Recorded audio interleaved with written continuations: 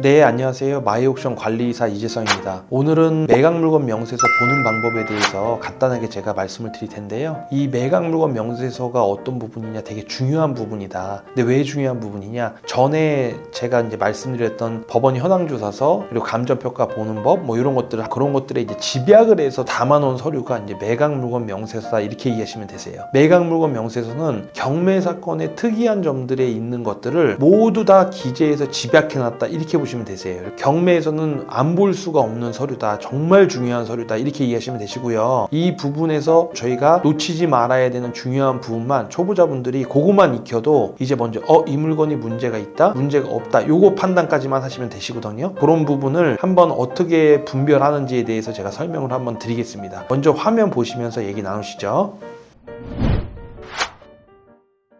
사건을 한번 열어봤는데요. 여기 보시면 등기부등본, 건축물대장 감정평가 이렇게 있는데요. 오늘 말씀드릴 부분은 매각물건 명세서입니다. 이 사건에 대한 매각물건 명세서를 클릭을 한번 해보겠습니다. 매각물건 명세서라는 게 저희 사이트에 나오고요. 먼저 매각물건 명세서가 어떻게 구성이 되어 있는지에 대한 파악을 하셔야 됩니다. 사건 번호가 나와 있죠. 부동산 임의경매라고 나옵니다. 제가 전에도 한번 간단하게 말씀드린 적이 있지만 사건이 2개가 되고 3개가 될 수도 있습니다. 그런 경우에는 중복경매라고도 표현이 되고요. 또 사건이 합쳐진 거를 병합사건이라고 해서 병합이라고도 나오고, 이게 사건이 어느 복잡한 사건 같은 경우는 막 4개, 5개씩도 돼요. 다 여기 사건에 기재가 돼 있다. 벌써 이제 사건이 많아도 이거 상당히 좀 채권 채무가 복잡하구나 이렇게 이해하시면 되시겠죠. 그리고 그 다음에는 이제 물건 번호에 대한 게 나와 있고요. 물건 번호가 이 물건이 말고 또 있으면 여기 2번이 있으면 2번이라고 나와 있을 거고, 그 다음에 이제 작성일자가 나와 있죠. 이게 2023년 11월 30일 날 작성이 된 것이다라는 게 나와 있고요. 여기서 이제 제일 중요한 부분이 여기 있습니다. 최선순위 설정 일자, 이게 이제 제일 중요한 부분인데요. 초보자분들 같은 경우는 이 부분만 확인을 할 줄 알아도 먼저 어느 정도는 매각물건 명세서를 50% 이상은 볼 줄 안다 이렇게 보시면 되세요. 여기 보시면 최선순위 설정 일자라는 게 나와 있습니다. 그러면 이게 뭐냐면 먼저 이 이유는 다 모두 법원에서 말소시킨다 이 뜻이에요. 요 날짜보다 늦은 것들은 다 말소하겠다. 낙찰받고 인수되는 권리가 있냐 없냐를 따질 때 요 날짜가 기준이다 이렇게 보시면 되세요. 여기 보시면 2018년도 5월 28일 근저당 이렇게 써있죠. 이 날짜보다 늦은 것들은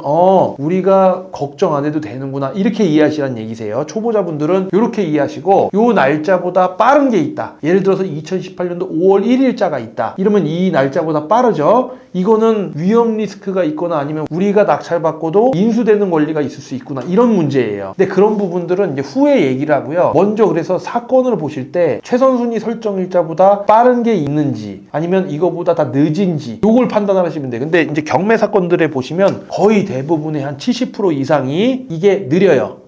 최선순위 설정 일자보다 거의 대부분이 다 느린 사건이니까 벌써 경매 사건의 60-70%는 문제가 있다 없다는 이제 고객님들이 판단할 수 있는 거예요. 초보자분들도 오늘 이제 이 교육을 받으시면 여기 보면 이 날짜보다 빠르다 제가 자꾸 강조하는 부분이 요거만 보셔라 이렇게 보시면 됩니다. 이제 두 번째는 이제 부동산 표시 목록이라고 해서 이 사건의 필지 용도가 어떻게 쓰는지 이런 것들이 이제 표시 목록에 나와 있는데 이거는 후에 얘기를 하시고요. 배당 요구 종기일이라는 게 또 있습니다. 요 옆에 배당 요구 종기일이라는 게 있는데요. 이거는 이제 권리가 있는 사람은 이 종기일 안에 신고를 해라 이런 뜻이다 보시면 되세요. 그래서 요것도 제가 이따가 간단하게 얘기를 드릴 건데요. 이 매각물건 명세서에서 중요한 순위다라고 얘기를 하면 먼저 이 최선순위 설정 일자가 제일 중요하다 이렇게 보시면 됩니다. 그럼 제가 아까 요거보다 빠른지 늦은지만 따지라 그랬죠. 지금 제가 사건을 연 게 다가구 사건이에요. 한 집에 여러 사람이 거주하고 있다, 살고 있다, 이게 다가구예요. 그러면 많은 임차인들이 있다 이렇게 보시면 되는데, 여기서 낙찰을 받으면 이 많은 임차인에서 내가 물어줘야 되는 돈이 있나 없나 이런 거 고민하시잖아요. 그런 부분에서 먼저 요거보다 빠른 전입이 있는가 요거만 먼저 확인하시면 돼요. 그러면 제가 보겠습니다. 요 밑에 이제 화면에 나와 있는 것들이 있어요. 임차인이 여러 명이 이렇게 있습니다. 이렇게 강모 씨, 김모 씨, 이분들 중에서 여기 보시면 출처 구분이라고 나와 있어요. 이거는 위에 현황조사라 써 있고 그 밑에는 권리신고라 써 있어요. 제가 전에 얘기를 드렸죠. 현황조사를 어떻게 보는지를 말씀드렸는데 그때 현황조사된 내용이 여기 나와 있는 거다 이렇게 보시면 돼요. 그리고 그 밑에 권리신고는 여기에 점유하고 있는 강모모 씨가 임대차 계약서 내가 점유하는 부분 이런 걸 표시해서 법원에다가 제출한 서류가 있는 거예요. 만약에 이 부분이 똑같이 두 개가 있으면 권리신고가 더 정확하겠죠. 왜냐하면 본인이 서류를 낸 거니까 법원에다가 어딜 점유하고 있어요? 어디를 내가 보증금의 임대차 계약서는 이거예요? 이렇게 제출한 서류다 보니까 중요도로 따진다 굳이 이걸 나눈다라고 하면 다 중요하지만 권리신고가 더 중요하다 이렇게 보시면 되세요. 이게 간혹 가다 보시면 현황조사는 1억 2천이 있는데 권리신고는 1억 5천이 돼 있고 이렇게 금액이 틀린 것들이 있어요. 이런 경우들은 보통은 권리신고가 맞겠죠. 왜냐하면 현황조사는 서류가 없어도 현황조사를 쓴단 말이에요. 그러니까 권리신고된 서류가 정확하구나 이렇게 이해하시면 되겠죠. 그리고 이제 차임이 있냐 타임이 없다 이렇게 기재가 돼 있고요. 요게 전입신고된 날짜가 2020년 7월 17일인데 권리신고도 7월 17일이 있습니다. 아, 이 사람은 전입을 2020년 7월 17일 날 했구나 이렇게 이해하시면 되시죠. 확정일자 같은 경우는 2020년 7월 7일 날 받았다. 요 부분을 보시면 됩니다. 근데 이제 확정일자도 이제 용어 제가 간단하게 나중에 또 교육을 좀 해드릴 건데요. 중요하게 경매에서 알아야 되는 단어들 중에서 확정일자, 뭐 전입일 이런 것들을 아셔야 되는데 확정일자는 이렇게만 그냥 간단히 이해하세요. 배당을 받는 날짜구나, 배당을 받을 수 있는 순서구나 이렇게 이해하시면 됩니다. 그러면 이게 벌써 이제 첫 사건서부터 좀 특이한 부분이 발생이 됐는데요. 전입보다 지금 10일이 빨라요. 그러면 이 날짜로 전입을 인정해 주냐 아니에요. 확정일자가 빨라도 7월 17일이구나 이렇게 이해하시면 됩니다. 중요한 거는 확정일자가 이렇게 매각목록에다 기재가 돼 있구나. 그리고 이 사람이 배당 요구를 했구나 이렇게 보시면 됩니다. 배당 요구를 2023년 4월 14일 날 배당 요구를 했구나 이렇게 이해하시면 되는데요. 여기 보면 배당 요구 종길이라고 해서 2023년 4월 26일이라고 나와 있죠. 여기 신고된 게 2023년 4월 26일이 지나서 신고했다. 효력이 없어요. 나중에 실수한 경우들도 있는데 이거 매각목록에서 보다가 4월 28일 날 신고한 거야. 그러니까 이틀 늦게. 그러면은 이제 이거의 인정을 못 받아요. 법원에서는 다 기재를 한단 말이에요. 그랬다고 이게 이 사람이 배당 요구를 한 거구나 이렇게 이해하시면 안 돼요. 이 날짜가 늦으면 배당 요구를 안 했다 이렇게 이해하셔야 됩니다. 중요한 거는 4월 26일 이전에 신고를 했으니까 배당 요구까지 했구나 요거까지 이해를 하시는데 중요한 건 사실은 오늘 교육을 초보자분들한테 이런 거를 설명하려는 건 아니에요. 그래서 이런 건 넘어갈 겁니다. 제가 한 명만 이렇게 지금 썼는데요. 제가 얘기하고 싶은 건 최선순위 설정 일자보다 빠른 전입신고가 있나 요거만 따지시면 돼요. 먼저 요거 2018년도 5월 28일보다 빠른 전입신고가 있나 왜 제가 이거 중요하다 그랬죠? 빠르면 내가 낙찰을 받고 나서 문제가 될 수 있다. 인수가 될 수 있다. 이렇게 이해하시라고 말씀을 드렸고 이거보다 늦으면 내가 신경 쓸 필요가 없어. 그냥 다 소멸돼. 이렇게 보시면 됩니다. 그러면 우리 이제 전입을 한번 보자고요. 여기 강모모 씨에 대한 전입은 2020년 7월 17일입니다. 여기 최선순위 설정 일자가 2018년 5월 28일이라고 했죠. 이거보다 빠릅니까? 느립니까? 느리죠. 낙찰 받으면 아무 신경 쓰지 않아도 되겠구나 이렇게 이해하시면 되시겠죠. 김모모 씨 같은 경우도 2019년 9월 16일 아까 2018년도라 그랬죠. 여기도 2022년도에 전입이 돼 있구나. 이분도 2022년도네요. 이것도 2019년도 2021년도 1월 29일 다 요 최선 순위 설정 일자보다 느리다 이렇게 보실 수 있으시겠죠. 이러면 우리가 낙찰 받고 나서 인수되는 권리가 없으니까 먼저 권리상에서 임차인 권리상에서는 아무 문제가 없구나 이렇게 이해하시면 되시겠죠. 그러면은 이거 입찰 들어가도 되겠는데 이거 대략적으로 뭐 명도계획은 수립은 하셔야겠지만 먼저 사건만으로 봐서는 내가 이거 입찰 볼 수 있겠는데 이렇게 이해하시면 되시겠죠. 벌써 그러면은 고객님들께서는 보시는 분들은 경매 사건의 60, 70%는 다 해결이 된 거예요. 왜 그러냐면 경매 사건의 대부분의 60, 70%는 이 최선순위 설정 일자보다 느린 것들이 많아요.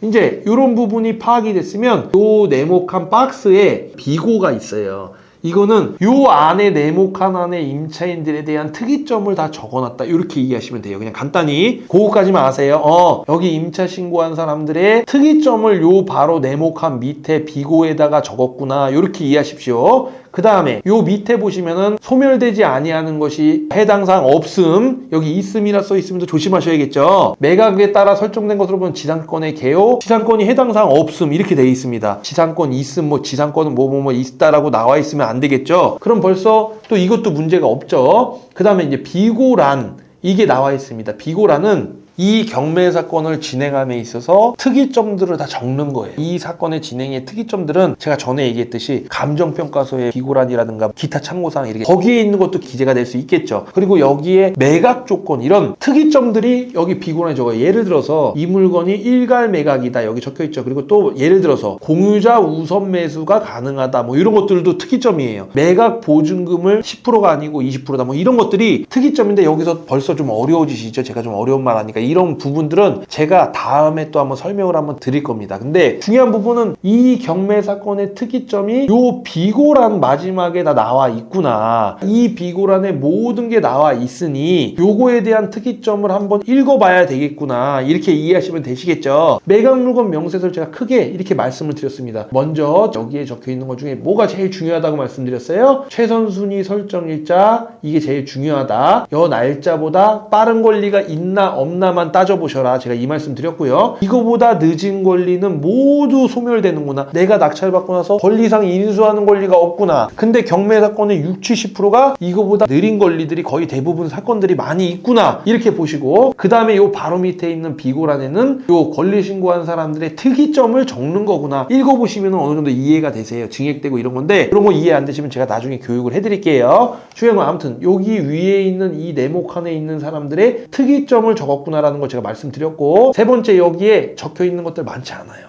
중요한 건 초보자분들은 이게 있는지 없는지 한번 보시는데 거의 다 없습니다. 그 다음에 비고란이라는 거는 이 사건의 모든 특이점을 적어 놓는구나. 사실 이 경매를 하시다 보면은 이 비고란 되게 중요합니다. 사실 대법원 판례에도 나와 있는데 매수 입찰자들이 이 비고란이라든가 이런 부분을 보고도 충분히 인지할 수 있게끔 중요사항은 적게 돼 있어요. 그런 것들에 대한 게 이제 적질 않아서 이제 매각 불허가 신청도 하고 하는 것들이 이런 비고란의 하자 부분 때문에 하는 부분도 많이 있어서 사실은 경매로 점점 전문가가 되시면 중요합니다. 근데 지금 초보자분들께서는 중요하지 않아요. 먼저 중요한 거는 인수되는 권리가 있냐 없냐 제일 중요하고 그 다음에 비고란에는 특이점들이 다 적혀 있구나. 여기에 뭐 보증금이 20%다 아니면 농취증이 필요하다 막 이런 것들에 대한 낙찰을 받으면 필요한 것들에 대한 것도 다 기재돼 있고 특이점도 다 기재돼 있는 게 이 비고란에 적혀 있구나 이렇게 보시면 됩니다.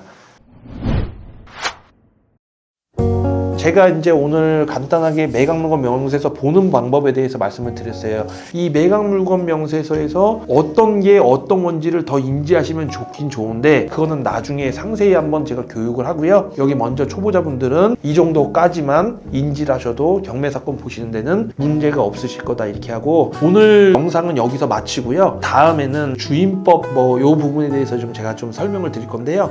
주임법도 아주 간단합니다. 상임법도 거기에 곁들여서 금방 할 건데 중요한 거는 아주 간단하게 초보자만 익혀야 되는 주임법이 있구나. 여기서 요게 어떤 거랑 관련이냐면 배당을 좀 일부 받아가냐 안 받아가냐도 되게 중요해요. 그래야 명도할 때 작전을 어떻게 짜야겠다 아니면은 명도할 때 내가 좀 덜 힘들겠다 이런 부분도 있을 수 있겠죠. 그래서 주임법이나 상임법은 약간은 이해를 하시고 가시는 게 좋습니다. 다음 시간에는 주임법 상임법을 하고요. 이런 부분들을 왜 배우는지에 대해서 주임법 상임법에 대해 간단히 다음 시간에 말씀드리고 간단하게 볼 수 있는 방법에 대해서 제가 말씀드리겠습니다. 경매 강의 계속 올릴 테니까요. 구독, 좋아요 꼭 부탁드리겠습니다. 감사합니다.